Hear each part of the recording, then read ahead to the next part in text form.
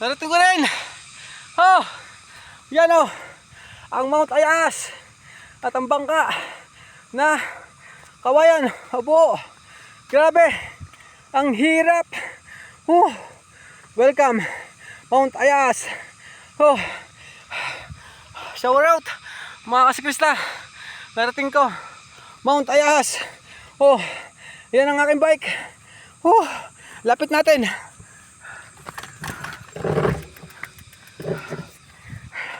Ayan mga kasiklista, ang aking bike sa Mount Ayas.